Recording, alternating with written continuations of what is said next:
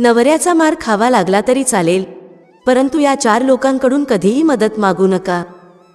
नमस्कार मित्रांनो, आजची कथा खूपच ज्ञानवर्धक आहे, ज्यामध्ये आज आपण स्त्रीसाठी सांगणार आहोत की तुमचा पती तुम्हाला मारत असेल तर मार खा, पण या 4 लोकांकडून कधीही मदत मागू नका. मित्रांनो, हे 4 लोक कोण आहेत? चला, एका कथेद्वारे मी तुम्हाला सांगते. फक्त तुम्हाला विनंती आहे की व्हिडिओ संपेपर्यंत आमच्यासोबत राहा आणि ही कथा लक्षपूर्वक ऐका. मित्रांनो, एक वेळेची गोष्ट आहे. एका राजाच्या राजवाड्यात एक कबूतर आणि कबुतरीचा जोडा राहत होता. कबूतर आणि कबुतरी त्या राजवाड्यातील एका भिंतीच्या रिकाम्या जागेत मोठ्या प्रेमाने राहत असत. एके रात्री कबुतरी तिच्या पती कबुतराला विचारू लागली, हे स्वामी, माझ्या मनात एक प्रश्न आहे, एक शंका आहे, जी मी तुम्हाला विचारू इच्छिते. कबूतर म्हणतो, बोल प्रिये, काय आहे? तेव्हा कबुतरी विचारते, हे स्वामी, मला हे जाणून घ्यायचं आहे की स्त्रीने कोणकोणत्या लोकांकडून मदत मागू नये. जेव्हा कधी अडचण येईल, कोणकोणत्या लोकांकडून मदत मागू नये, कोणाकडून मागावी, हाच माझा प्रश्न आहे. हे प्राणनाथ, कृपा करून माझ्या या प्रश्नाचं उत्तर द्याल का? मित्रांनो, कबूतर म्हणतो, हे प्रिये, तुम्ही आम्हाला जो प्रश्न विचारला आहे तो स्त्री जातीसाठी खूपच कल्याणकारी आणि उपयुक्त आहे. चला, तुमच्या या प्रश्नाचं उत्तर देण्याआधी मी तुम्हाला एक कथा सांगतो. आशा आहे या कथेद्वारेच तुमच्या प्रश्नाचं उत्तर तुम्हाला मिळेल. फक्त तुमच्याजवळ एकच विनंती आहे की तुम्ही ही कथा लक्षपूर्वक ऐका. कबुतरी म्हणते, हे प्राणनाथ, तुम्ही कथा सांगण्यास प्रारंभ करा. मी वचन देते की तुमची कथा खूपच लक्षपूर्वक ऐकेन. मित्रांनो, कबूतर कथा सांगायला सुरुवात करतो आणि म्हणतो, हे प्रिये, एक वेळेची गोष्ट आहे. एका नगरात एक खूपच गरीब माणूस त्याच्या पत्नीसोबत राहत होता. त्या नगरात तो छोटा मोठा व्यवसाय करत होता, पण त्याचं योग्य पद्धतीने उदरनिर्वाह होत नव्हतं. कधी ना कधी काहीतरी समस्या असायचीच. त्याची पत्नी खूपच बुद्धिमान आणि सुंदर होती, एवढी सुंदर की जणू स्वर्गातील अप्सरा. जेव्हा पैशाची चणचण आणि दुःख झेलत झेलत बरेच दिवस गेले, तेव्हा एके दिवशी त्या गरीब माणसाची पत्नी त्याला म्हणते, स्वामी, या धंद्यात, या नगरात काम चालणार नाही. अशा पद्धतीने आता पुढे काही होणार नाही. तुम्ही कुठेतरी मोठ्या शहरात जा आणि तुमचा व्यवसाय वाढवा, तुमचा धंदा वाढवा, जेणेकरून आपलं आयुष्य व्यवस्थित चालेल. मित्रांनो, तो गरीब माणूस त्याच्या पत्नीचं प्रत्येक म्हणणं ऐकत असे, कारण त्याची पत्नी खूपच बुद्धिमान होती. तेव्हा त्याने त्याच्या पत्नीला सांगितलं, प्रिये, तू योग्य बोलत आहेस. मी उद्या शहरात जातो आणि तिथंच माझा व्यवसाय सुरू करतो. प्रभूची कृपा असेल तर आपले चांगले दिवस येतील. मित्रांनो, पत्नीला असे सांगितल्यावर तो गरीब माणूस त्याच्या एका मित्राकडे जातो. त्याचा एक खूपच जिवलग मित्र होता. त्याच्याकडे जातो आणि म्हणतो, मित्रा, उद्या मी शहरात दुर्व्यापार करण्यासाठी जात आहे आणि माझ्या पत्नीची जबाबदारी तुला सोपवून जात आहे. ध्यानात ठेव, माझ्या पत्नीला कुठल्याही प्रकारची अडचण होऊ नये. खरं तर मी गरजेच्या सगळ्या वस्तूंची व्यवस्था करून ठेवली आहे. खाण्यापिण्याच्या अनेक गोष्टी घरात ठेवल्या आहेत. तरीही जर घरी काही तंगाई झाली तर तू माझ्या पत्नीची मदत कर, आणि जेव्हा मी परत येईन तेव्हा तुझा जेवढाही खर्च होईल ते सगळं मी देईन. मित्रा, मी माझ्या पत्नीची जबाबदारी तुझ्याकडेच सोपवून जात आहे, कारण माझी पत्नी घरी एकटी आहे. त्यामुळे माझ्या पत्नीची विशेष काळजी घे. मित्रांनो, त्या गरीब व्यक्तीचा तो मित्र म्हणतो, अरे मित्रा, तू कशा प्रकारच्या गोष्टी बोलत आहेस? तुझी पत्नी म्हणजे आमची वहिनी आहे आणि मी तुझ्या पत्नीची नीट काळजी घेणार. कुठल्याही प्रकारे तुझ्या पत्नीला त्रास होऊ देणार नाही. तू निर्धास्तपणे तुझा व्यापार करण्यासाठी शहरात जा. तू कुठल्याही प्रकारची चिंता करू नको. मित्रांनो, तो गरीब व्यक्ती त्याच्या मित्राकडून याच अपेक्षा करत होता. त्याला माहिती होतं की त्याचा मित्र मैत्री योग्य पद्धतीने निभावेल. त्यानंतर तो घरी परत येतो आणि सगळी गोष्ट पत्नीला समजावून सांगतो की जर तुला कुठलीही अडचण आली तर मी माझ्या मित्राला सांगून ठेवलं आहे. तुला कुठलीही समस्या होणार नाही. रात्र होते तेव्हा तो पत्नीबरोबर झोपतो. आणि जेव्हा सकाळ होते तेव्हा दिनचर्येची कामं उरकून पत्नीला सांगतो, आता आमच्यासाठी काही खाण्याचं सामान तयार करून दे, जेणेकरून पुढे भूक लागली तर आम्ही कुठेतरी खाऊ. मित्रांनो, पत्नी स्वयंपाक करते आणि पतीला जेवण खाऊ घालते आणि थोडं जेवण पॅक करून देते. पत्नीची आज्ञा घेऊन तो गरीब माणूस व्यापार करण्यासाठी शहरात निघून जातो. इकडे मित्रांनो, जो त्याचा जिवलग मित्र होता त्याने आता गरीब माणसाच्या घरी ये-जा सुरू केली आणि मित्राच्या पत्नीला प्रत्येक प्रकारे दिलासा देऊ लागला. तुम्ही कोणत्याच गोष्टीची चिंता करू नका, मी आहे ना, तुम्हाला कुठल्याही प्रकारची अडचण येऊ देणार नाही, कारण तुम्ही आमच्या खूपच जिवलग मित्राची पत्नी आहात. अशा प्रकारे तो रोज येत असे आणि मित्राच्या पत्नीशी जवळीक साधायचा प्रयत्न करत असे. पण ती पतिव्रता स्त्री, जी दिसायला खूप सुंदर होती, तिला हे माहीत नव्हतं की तिच्या पतीचा मित्र भ्रष्ट आहे आणि तिला तो वाईट नजरेने पाहत आहे. अशा प्रकारे काही दिवस गेले. एके दिवशी त्या गरीब माणसाचा मित्र त्याच्या मित्राच्या पत्नीला म्हणू लागला, तुम्हाला ईश्वराने खूपच फुरसतीने बनवलं आहे. तुमच्याशिवाय आम्हाला कोणीही सुंदर दिसत नाही. मी तुमच्यावर पूर्णपणे मोहित झालो आहे आणि मी इच्छितो की जसे तुम्ही तुमच्या पतीसोबत रात्री झोपता आणि रात्र घालवता, तसेच तुम्ही आमच्यासोबतही रात्री शयन करा. मित्रांनो, जेव्हा त्या गरीब माणसाच्या पत्नीने हे ऐकलं की माझ्या नवऱ्याच्या मित्राने काय बोललं, तेव्हा तिच्या पायाखालची जमीन सरकली. तिला खूप राग आला आणि ती म्हणाली, खबरदार, जर पुन्हा आमच्या घरी पाऊल टाकलं तर आमच्यापेक्षा वाईट कोणी नसेल. तुझी इतकी हिंमत! अरे, मी तुझ्या मित्राची पत्नी आहे आणि तू आम्हाला वाईट नजरेने पाहत आहेस. आमच्यासोबत दुर्विचार करायचा प्रयत्न करत आहेस. जर पुन्हा आमच्या घरी आलास तर हे तुझ्यासाठी चांगलं होणार नाही. मित्रांनो, त्या गरीब माणसाच्या मित्राच्या अहंकाराला खूप मोठा धक्का बसला आणि तो लगेचच त्याच्या घरी निघून गेला. इकडे मित्रांनो, काही काळानंतर जेव्हा तो गरीब व्यक्ती घरी परततो तेव्हा त्याची पत्नी त्याचा खूपच आनंदाने स्वागत करते, आदर करते. इकडे तो माणूस त्याच्या पत्नीला म्हणतो की तू भोजन तयार कर, तोपर्यंत मी माझ्या मित्राला भेटून येतो. त्या स्त्रीचा पती त्याच्या मित्राकडे जातो. मित्र त्याचा खूप आदर करतो, त्याला बसवतो आणि त्यानंतर त्याच्या पत्नीबद्दल दोषारोप लावायला सुरुवात करतो आणि म्हणतो, अरे मित्रा, तू व्यापार करण्यासाठी शहरात काय गेला? तुझी पत्नी तर खूपच पापी आहे. ती खूपच दुष्टाबाई आहे, भ्रष्ट आहे, चारित्र्यहीन आहे. अरे, तुझ्या जाण्यानंतर जेव्हा मी तुझ्या घरी जायचो तुझ्या पत्नीच्या काहीतरी समस्येचं समाधान करण्यासाठी, तेव्हा तुझी पत्नी असं म्हणायची की माझ्यासोबत रात्री झोपा, माझ्यासोबत एकाच बिछाण्यावर रात्र घालवा. आणि जेव्हा मी असं करण्यास नकार दिला तेव्हा तुझ्या पत्नीने मला घरातून बेइज्जत करून हाकलून दिलं. अरे मित्रा, मला काय माहीत होतं की जशी तुझी पत्नी सुंदर आहे तसेच तिचं चारित्र्य खूपच घाण आहे. मित्रांनो, त्याच्या पत्नीबद्दल दोषारोप करताना जेव्हा तो गरीब व्यक्ती त्याच्या मित्राचे हे शब्द ऐकतो तेव्हा त्याला खूपच राग येतो. त्याने त्याच्या मित्राला काहीही सांगितले नाही. जेव्हा संध्याकाळ होते आणि तो घरी येतो तेव्हा त्याची पत्नी जेवण घेऊन येते. तो जेवण करतो पण त्याच्या पत्नीशी नीटसनीट बोलत नाही आणि जेवण केल्यानंतर तो त्याच्या बिछाण्यावर झोपायला जातो. त्याची पत्नी खूपच बुद्धिमान होती. तिला हे समजलं की त्यांच्या मित्राने नक्कीच काहीतरी चुकीचं सांगितलं आहे.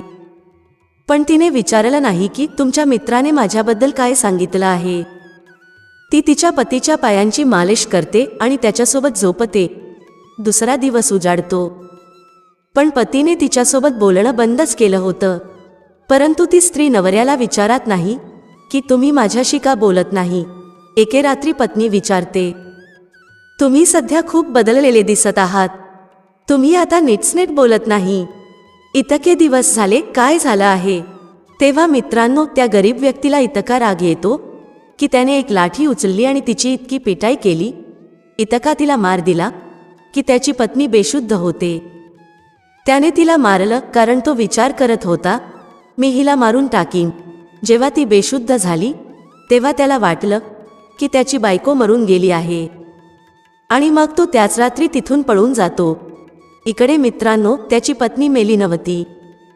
काही वेळानंतर जेव्हा तिला शुद्ध येते, ती विवत उठते आणि त्या भयानक अंधाऱ्या रात्री घरातून निघते. तिच्या डोळ्यांतून अश्रूंचा ओघ येत होता. ती विवत नगराबाहेर जाते. एक मंदिर असतं आणि त्याच मंदिरात जाऊन ती मूर्तीसमोर बसते. ते दुर्गा मातेचे मंदिर असते आणि ती दुर्गा मातेच्या समोर रडू लागते आणि म्हणते, हे माता, ही माझ्या कोणत्या कर्मांची शिक्षा आहे? तुम्ही आमची कोणती परीक्षा घेत आहात? आज आमच्या पतीने आम्हाला इतकं मारलं. त्यांनी तर असं विचार करूनच मारलं होतं की आज मला संपवतील, पण मी आज वाचले. आम्हाला आमच्या कोणत्या कर्मांची शिक्षा मिळत आहे? अशा प्रकारे ती स्त्री रडत होती आणि विवत होती. मित्रांनो, त्याच रात्री त्याच वेळेस एक सज्जन माणूस, जो एक शेठ होता, तो त्याच्या नोकरांसोबत तिथून जात असतो. जेव्हा त्याच्या कानात एका स्त्रीच्या विवळण्याचा आवाज येतो, तेव्हा तो त्याच्या नोकरांना सांगतो, जाऊन बघा, त्या मंदिरात कोणी विवत आहे का? कोणी संकटात आहे का? नोकर धावत जातात, बघतात की एक स्त्री देवीच्या मूर्तीसमोर रडत आहे. ते येऊन शेठजींना सांगतात, एक स्त्री रडत आहे आणि ती खूप त्रासात दिसते. तेव्हा शेठ मंदिरात जातो आणि त्या स्त्रीला विचारतो, हे तुमचं असे हाल कोणी केले आहे? मित्रांनो, तो म्हणतो, तुम्हाला माझ्याकडून कोणताही त्रास होणार नाही. सध्या तुम्हाला उपचारांची गरज आहे. जर तुम्हाला उपचार मिळाले नाहीत तर तुम्ही मरू शकता. त्यामुळे तुमच्याबद्दल जे काही मला समजून घ्यायचं आहे ते मी नंतर विचारतो. आधी तुमचा उपचार करणे खूप महत्त्वाचं आहे. मित्रांनो, तो सज्जन व्यक्ती जो शेठ होता, तो त्या स्त्रीला घेऊन जातो आणि तिचा उपचार करतो. काही दिवसांनंतर जेव्हा ती पूर्णपणे बरी होते, स्वस्थ होते, तेव्हा शेठ त्या स्त्रीला विचारतो, आता सांगा, तुमचं हे हाल कोणी केलं? तुमच्या शरीराची दुर्दशा कोणी केली आहे? तुम्ही कुठल्या गावाची रहिवासी आहात? तुम्ही कोण आहात? मित्रांनो, तेव्हा ती स्त्री आपली सर्व कहाणी सांगते. तिची कहाणी ऐकून आणि तिच्या वेदना समजून घेतल्यावर शेठला खूपच वाईट वाटतं. शेठ दुःखी होतो आणि म्हणतो, तुम्ही काळजी करू नका. जर तुम्हाला जायचं असेल तर तुम्ही जाऊ शकता आणि जर इथेच राहायचं असेल तर तुम्ही आमच्या घरी राहू शकता. मित्रांनो, त्या शेठला एक छोटंसं मुलं होतं. शेठची पत्नीही मेली होती. त्या गरीब माणसाच्या पत्नीने म्हटलं, भाऊ, आता मी कुठं जाणार? माझ्या पतीने मला मारून पळ काढला आहे. मी कोणाच्या आधारावर राहू? या जगात आता माझं कोणीही नाही. मी तुमच्या घरीच राहू इच्छिते.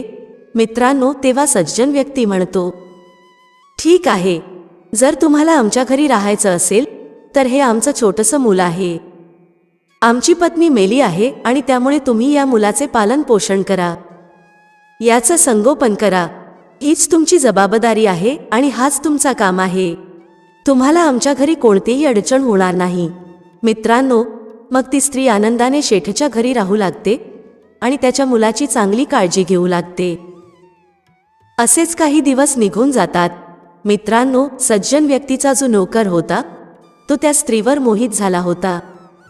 कारण ती स्त्री खूप सुंदर होती. त्याला तिच्यावर खूप प्रेम झालं होतं आणि त्याला तिच्यासोबत संबंध प्रस्थापित करायचं होतं.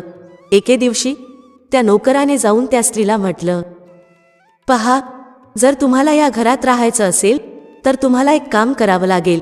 स्त्रीने विचारलं, सांगा भाऊ, काय करावं लागेल?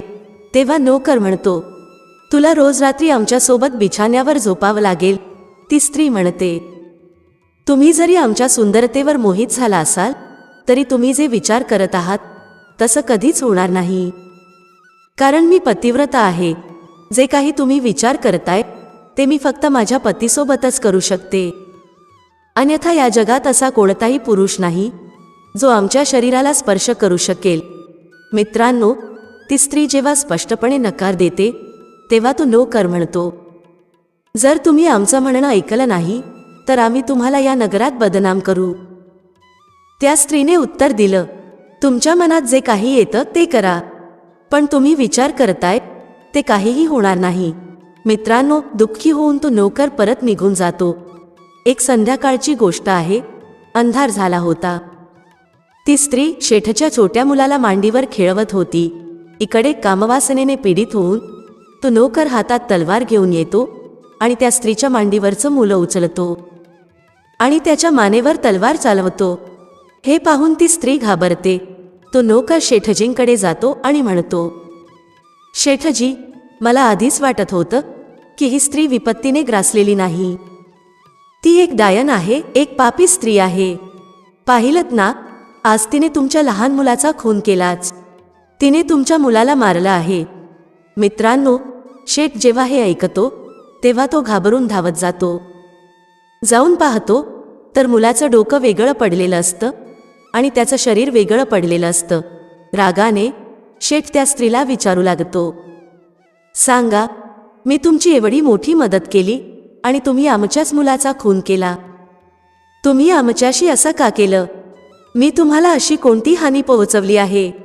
तुम्हाला अशी कोणती वेदना दिली आहे ज्यामुळे तुम्ही आमच्या मुलाचा खून करून बदला घेतला आहे? मित्रांनो, ती स्त्री खूपच रडत होती आणि स्वतःची बाजू स्पष्ट करत नव्हती. तिने फक्त एवढंच म्हटलं, शेठजी, आमचा दोष नाही. पण त्या शेठने त्याच्या नोकराच्या बोलण्यावर विश्वास ठेवला आणि त्या स्त्रीवर विश्वास ठेवला नाही. त्याने हेही विचारलं नाही की खरं काय झालं आहे. त्याने लगेचच म्हटलं, आता तुमच्यासाठी आमच्या घरात कोणतीही जागा नाही. तुम्ही आजच रात्री आमच्या घरातून निघून जा. मित्रांनो, शेठने 10 सोन्याच्या मोहरा दिल्या आणि म्हटलं, हे घ्या, पुढे तुम्हाला याचा उपयोग होईल. लगेचच सोन्याच्या मोहरा देऊन त्या स्त्रीला शेठजींनी त्याच्या घरातून बाहेर काढून दिलं. ती स्त्री रडत ओरडत त्या नगरातून बाहेर पडली. चालता चालता पुढे एक जंगल पडलं आणि ती त्या जंगलात पोहोचते तर तिला काय दिसतं? तिला दिसलं की एक व्यापारी आहे ज्याला काही दरोडेखोर मारत आहेत. दरोडेखोरांचा सरदार तिथंच बसलेला आहे आणि व्यापाऱ्याची मारहाण चालू आहे. व्यापारी जोरात ओरडत होता, म्हणत होता, कृपया मला मारू नका. इकडे मित्रांनो, त्या स्त्रीने जेव्हा व्यापाऱ्याचं दुःख पाहिलं आणि त्याला मारताना पाहिलं तेव्हा ती त्या दरोडेखोरांकडे जाते आणि म्हणते, मी तुम्हाला 10 सोन्याच्या मोहरा देईन, पण तुम्ही या व्यापाऱ्याला सोडा. दरोडेखोरांनी त्याच्या सरदाराकडे जाऊन म्हटलं, ही स्त्री 10 सोन्याच्या मोहरा द्यायला तयार आहे आणि हा व्यापारी सोडवायचं म्हणते. सरदार म्हणाला, ठीक आहे, तुम्ही आम्हाला त्या 10 मोहरा द्या आणि मी तुम्हाला वचन देतो की मी या व्यापाऱ्याला सोडून देईन. तर मित्रांनो, पतिव्रता स्त्री, जी गरीब माणसाची पत्नी होती, तिने 10 सोन्याच्या मोहरा त्या दरोडेखोराच्या सरदाराला दिल्या आणि त्या व्यापाऱ्याला सोडवलं. व्यापारी त्या स्त्रीचे खूप आभार मानू लागतो आणि म्हणतो, मी तुमचं हे उपकार कसं फेडू शकतो? तुम्ही कुठल्या गावची आहात आणि इतक्या रात्री इथे कशी आलीत? तेव्हा ती स्त्री तिची सर्व कहाणी सांगते. तेव्हा व्यापारी म्हणतो, तुम्ही काळजी करू नका. जसं तुम्ही माझं जीवन वाचवलं आहे, दरोडेखोरांपासून माझं रक्षण केलं आहे, तसंच मीही तुम्हाला वचन देतो की तुमचं या जगात कोणीही नसेल तर मी आहे. मी तुमचा भाऊ आहे आणि मी तुमचं संपूर्ण जीवनभर रक्षण करीन. तुम्ही मला तुमचा भाऊ समजा आणि माझ्या घरी चला. मित्रांनो, विपत्तीने ग्रास्त ती स्त्री त्या व्यापाऱ्यावर विश्वास ठेवते आणि त्या व्यापाऱ्यासोबत निघते. चालता चालता पुढे एक नदी येते आणि त्या नदीवर एक होडी असते. होडीत काही प्रवासी बसलेले असतात. व्यापारी आणि ती स्त्री जाऊन त्याच होडीत बसतात. इकडे मित्रांनो, होडीत असलेले बाकीचे प्रवासी त्या सुंदर स्त्रीकडे एकटक पाहू लागतात. मित्रांनो, कारण ती खूप सुंदर होती. त्या स्त्रीने पाहिलं की लोक तिला एकटक पाहत आहेत. कोणी तिच्या सौंदर्यावर चुकीची नजर टाकू नये म्हणून ती होडीत एका कोपऱ्यात जाऊन बसली. इकडे एक मोठा व्यापारी तिच्या सौंदर्यावर मोहित झाला होता. त्याने त्या छोट्या व्यापाऱ्याला विचारलं, सांगा, ही तुमची कोण लागते? तेव्हा व्यापारी म्हणतो, भाऊ, ही आमची प्रेयसी आहे. मोठा व्यापारी म्हणू लागला, तुम्ही तिला विकायला इच्छुक आहात का? तेव्हा व्यापारी म्हणतो, अरे नाही, प्रेयसी कोणी विकतो का? मग मोठ्या व्यापाऱ्याने त्याच्या झोळीतून 50 सोन्याच्या मोहरा काढल्या. 50 सोन्याच्या मोहरा दाखवत तो म्हणाला, जर तुम्ही तुमची ही प्रेयसी आम्हाला विकली तर या 50 सोन्याच्या मोहरा मी तुम्हाला देईन. मित्रांनो, छोटा व्यापारी, ज्याने भाऊ बनून त्या स्त्रीचं रक्षण करण्याचं वचन दिलं होतं, तो लालचात अडकला त्याने म्हटलं, ठीक आहे, द्या या 50 सोन्याच्या मोहरा आम्हाला. मी इथून जातो आणि आमची ही प्रेयसी तुम्ही घेऊन जा. 50 सोन्याच्या मोहरा मोठा व्यापारी त्या छोट्या व्यापाऱ्याला देतो आणि त्या मोहरा घेऊन व्यापारी तिथून शांतपणे होडी सोडून निघून जातो. इकडे काही वेळानंतर नावाड्याने होडी सोडली. होडी चालू लागली तेव्हा मोठा व्यापारी त्या स्त्रीजवळ येतो आणि म्हणू लागतो, चल आता माझ्यासोबत, तू आता माझी गुलाम आहेस आणि आता तू माझ्यासोबत चल, माझ्याजवळ बस. स्त्री म्हणू लागली, तुमची गुलाम? अरे, मी तुमची गुलाम कशी होऊ शकते आणि तुमच्यासोबत कशी जाऊ शकते? तेव्हा मोठा व्यापारी म्हणाला, तुमचा जो प्रियकर होता त्याने 50 मोहरांमध्ये तुम्हाला विकलं आहे. स्त्री म्हणाली, माझा कोणीही प्रियकर नाही. तेव्हा त्या मोठ्या व्यापाऱ्याने विचारलं, तो व्यापारी कोण होता तुमचा? तेव्हा स्त्री म्हणाली, मी त्याला माझा भाऊ समजत होते, ज्याने आमचं रक्षण करण्याचं वचन दिलं होतं, ज्याचे मी डाकूंपासून प्राण वाचवले होते. मोठा व्यापारी म्हणू लागला, नाही, तो तुझा भाऊ असू शकत नाही. तो तुझा प्रियकर होता. त्याने सांगितलं होतं की तू त्याची प्रेयसी आहेस आणि म्हणून त्याने माझ्याकडून 50 मोहरा घेऊन तुला विकलं आहे. आजपासून तू आमची गुलाम आहेस. स्त्री म्हणू लागली, नाही, असं होऊ शकत नाही. तुम्ही खोटं बोलत आहात. मित्रांनो, तेव्हा मोठा व्यापारी म्हणू लागला, जर तुला विश्वास नाही तर या नावेत जेवढे लोक आहेत त्यांना विचार. लोकांनी सर्वांनीच सांगितलं की मोठा व्यापारी बरोबर बोलतो आहे.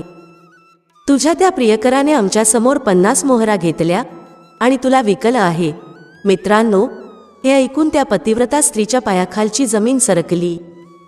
तिने पुन्हा देवाचा धावा केला आणि म्हणाली, हे प्रभू, आता तुझ्याशिवाय आमच्या धर्माचं रक्षण कोणीही करू शकत नाही. मी किती वेळापर्यंत माझ्या धर्माचं रक्षण करू?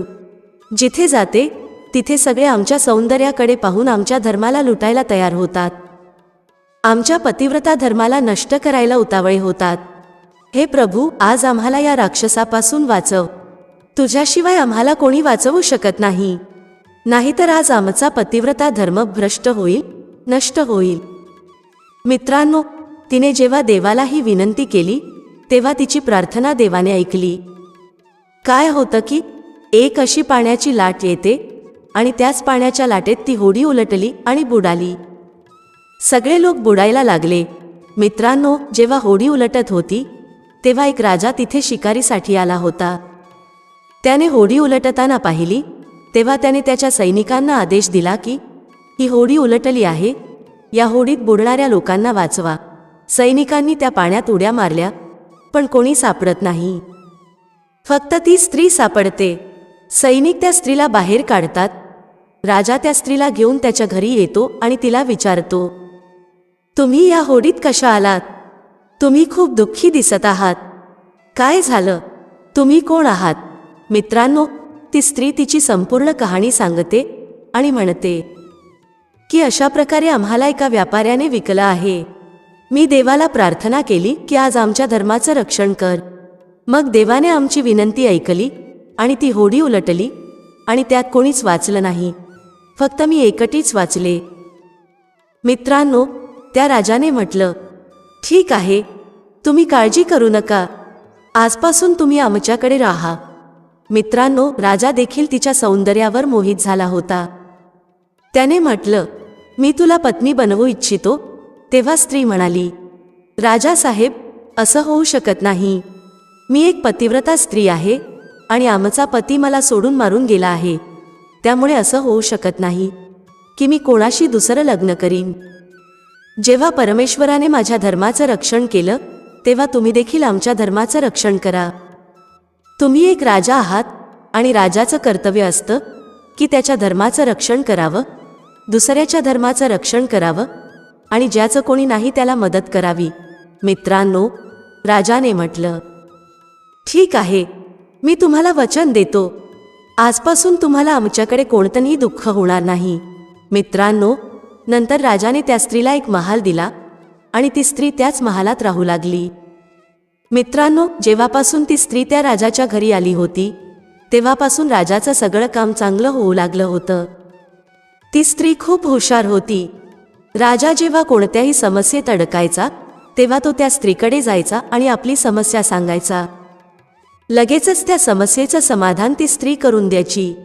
राजाचे मंत्री राजाची समस्या सोडवू शकत नव्हते, परंतु ती स्त्री सगळ्या समस्यांचं समाधान करायची. सांगायचं तात्पर्य मित्रांनो की ती स्त्री जेव्हापासून राजाच्या राजमहालात येऊन राहू लागली तेव्हापासून राजा खूप सुखी आयुष्य जगू लागला आणि त्याच्या राज्यात सगळं काही चांगलं होऊ लागलं होतं. हळूहळू वेळ जात गेला. एक दिवस राजा मरणाच्या उंबरठ्यावर येतो. जेव्हा राजा मरणाच्या उंबरठ्यावर आला तेव्हा त्याने त्या स्त्रीला बोलावलं आणि प्रजेसमोर म्हटलं, पहा प्रजेच्या लोकांनो, आजपासून माझ्या राज्याचा भार, या राज्याची जबाबदारी मी या स्त्रीला देत आहे. मित्रांनो, राज्याची जबाबदारी देऊन राजा मरण पावतो आणि आता ती स्त्रीच राजा बनते, तिथली राणी बनते. सगळी प्रजा तिला म्हणू लागली, तुम्ही आमच्या राज्याच्या राणी आहात, इथले सर्व तुम्ही आहात आणि तुम्ही आमच्या राज्याचा भार चांगल्या प्रकारे सांभाळा. मित्रांनो, ती स्त्री आता त्या राज्याचा भार सांभाळू लागते. एक दिवस असं होतं की तिने तिच्या मंत्री आणि सभासदांना बोलावून घोषणा केली की जा आणि जेवढे शेजारचे नगर आहेत तिथल्या सर्व लोकांना आमच्या दरबारात बोलावलं जावं. तसंच झालं. सैनिक शेजारच्या नगरात जातात, सगळ्यांना कळवतात की उद्या आमच्या दरबारात सर्व लोकांना येण्याचं आमंत्रण आहे. आमच्या राज्याच्या राणीने तुमच्यासाठी बोलावणं दिलं आहे. मित्रांनो, दुसरा दिवस येतो तर शेजारच्या नगरातले जेवढे लोक होते तिथल्या सर्व स्त्री पुरुष त्या राज्याच्या राणीच्या दरबारात पोहोचतात. तिथे तिचा नवरा देखील होता आणि त्या नवऱ्याचा मित्र देखील गेला होता आणि तो जो शेठ होता तो शेठ देखील तिथं गेला होता आणि तो व्यापारी देखील तिथं पोहोचला होता ज्याने तिला विकलं होतं. मित्रांनो, जेव्हा चारही जणांना त्या स्त्रीने पाहिलं तेव्हा तिने सर्वप्रथम त्याच्या पतीला बोलावलं आणि पतीला विचारलं, तुम्ही मला ओळखलं का? तिचा पती म्हणू लागला, होय, तुम्ही आमच्या या राज्याच्या राणी आहात. मग ती म्हणू लागली, नाही, तुम्ही आमचे पती आहात, मी तुमची पत्नी आहे. तुमच्या मित्राच्या सांगण्यावरून तुम्ही आम्हाला इतकं मारलं की मी मेले असं समजून रात्रीच पळून गेलात आणि तुमच्या मित्राने आमच्यावर जे आरोप लावले ते खरे नाहीत. तुमचा मित्र आम्हावर मोहित झाला होता आणि आमच्यासोबत रात्र घालवण्याचं म्हणत होता आणि जेव्हा मी नकार दिला तेव्हा त्याने म्हटलं की मी तुला संपूर्ण नगरात बदनाम करीन आणि जेव्हा तुम्ही परत आलात तेव्हा सगळा दोष याने माझ्यावरच टाकला. मित्रांनो, या प्रकारे त्या गरीब व्यक्तीला त्याच्या मित्रावर खूपच राग येतो आणि त्याला मारण्यासाठी तो त्याच्या दिशेने धावतो, पण राणी त्याला थांबवते आणि म्हणते, याला शिक्षा होईल, तुम्ही थांबा. मित्रांनो, त्यानंतर त्या स्त्रीने त्या शेठला आणि त्या नोकराला बोलावलं आणि विचारलं, शेठजी, तुमच्या मुलाला कोणी मारलं होतं हे तुम्हाला माहीत आहे का? शेठ म्हणाला, सांगा, कोणी मारलं होतं? उत्तर दिलं, तुमचा नोकर आमच्यासोबत झोपायचं म्हणत होता आणि जेव्हा मी नकार दिला तेव्हा त्याने म्हटलं की मी तुला नगरात बदनाम करीन. त्या रात्री जेव्हा मी तुमच्या मुलाला खाऊ घालत होते तेव्हा हा तलवार घेऊन आला आणि तुमच्या मुलाचा शिरच्छेद केला. मित्रांनो, शेठालाही त्याच्या नोकरावर राग येतो. स्त्री त्याला थांबवते आणि म्हणते की यांना शिक्षा होईल, तुम्ही थांबा, मी शिक्षा देईन. यानंतर जेव्हा ती स्त्री त्या व्यापाऱ्याला बोलावते आणि विचारते, ओळखलं का मला? तो म्हणतो, होय, तुम्ही या राज्याच्या राणी आहात. उत्तर दिलं, नाही, मी तीच स्त्री आहे जिने जेव्हा तुमच्यावर डाकूंनी हल्ला केला होता तेव्हा त्यांच्यापासून तुम्हाला वाचवलं होतं आणि तुम्ही मला वचन दिलं होतं की भाऊ म्हणून माझं रक्षण कराल. पण तुम्ही मला एका मोठ्या व्यापाऱ्याला विकलं कारण तुम्ही 50 सुवर्णमोहरांच्या लोभात अडकला होतात. मित्रांनो, तो व्यापारी तोंड खाली घालून उभा होता, बोलण्यासारखं त्याच्याकडे काहीच नव्हतं. मग मित्रांनो, तो कबूतर त्याच्या पत्नी कबुतरीला म्हणतो, हे प्रिये, ती राज्याची राणी होती.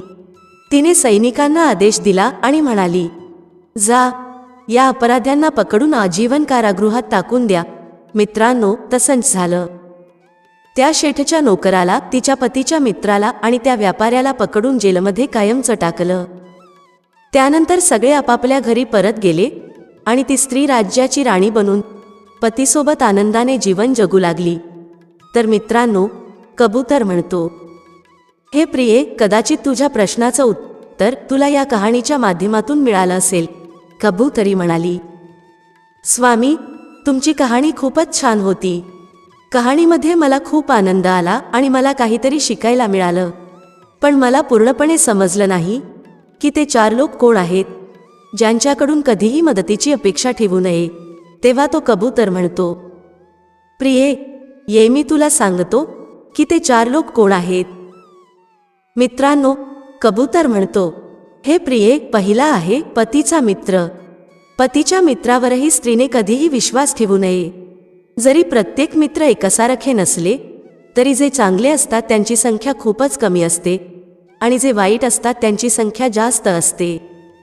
त्यामुळे पतीच्या मित्रावर कधीही चुकूनही विश्वास ठेवू नये. कधीही तुमच्यासोबत तो मित्र धोका करू शकतो आणि तुमच्या धर्माला भ्रष्ट करू शकतो. कबूतर म्हणतो, दुसरा आहे कानांचा कच्चा. जो माणूस कानांचा कच्चा आहे त्याच्याकडूनही कधी मदत मागू नये. तो शेठ कानांचा कच्चा होता. नोकराने जे सांगितलं तेच शेठने मान्य केलं. तिथे दोष त्या स्त्रीचा नव्हता. त्यामुळे हे प्रिये, चुकूनही जो कानांचा कच्चा माणूस असेल त्याच्याकडून मदत मागू नये, कारण तोही तुमची मदत करण्याऐवजी तुमच्यासोबत धोका करू शकतो. तिसरा आहे विश्वासघाती. अविश्वसनीय माणूस. जो माणूस विश्वासघाती असेल, जो माणूस अविश्वसनीय असेल, त्याच्यावरही चुकून विश्वास ठेवू नये, कारण त्या व्यापाऱ्याने विश्वासघात केला. जे वचन दिलं ते त्याने निभावलं नाही. त्यामुळे जो विश्वासाचा पात्र नाही, जो विश्वासघाती आहे, त्याच्याकडूनही चुकून मदत मागू नये, कारण जर त्याने मदत केली तर तोही कधी ना कधी तुमच्यासोबत विश्वासघात करेल. कबूतर म्हणतो, हे प्रिये, आणि चौथा माणूस आहे लोभी आणि लालची. लोभी लालची माणसाकडूनही मदतीची अपेक्षा करू नये, कारण तो व्यापारी लोभात फसला, लालचात फसला आणि त्याने तिचं रक्षण करण्याऐवजी तिला विकलं. म्हणून हे प्रिये, जो माणूस लोभी आहे, लालची आहे, अशा माणसाकडून कधीही मदत मागू नका. हे प्रिये, हेच 4 लोक आहेत जे आम्ही या कहाणीच्या माध्यमातून तुला सांगितले. मित्रांनो, प्रश्नाचं योग्य उत्तर मिळाल्यावर ती कबूतरी खूपच आनंदित झाली. तर मित्रांनो, ही कथा केवळ स्त्रियांसाठीच नाही तर पुरुषांसाठी सुद्धा लागू पडते. आशा करते की ही कथा तुम्हाला आवडली असेल. कथा आवडली असेल तर व्हिडिओला लाईक करायला विसरू नका. भेटूया पुढच्या अशाच एका ज्ञानवर्धक व्हिडिओमध्ये एका नवीन चर्चेसह. तुम्हा सर्वांचे मनःपूर्वक आभार. श्री स्वामी समर्थ. जय श्री राम, जय श्री हनुमान, जय श्री कृष्ण, जय माता लक्ष्मी.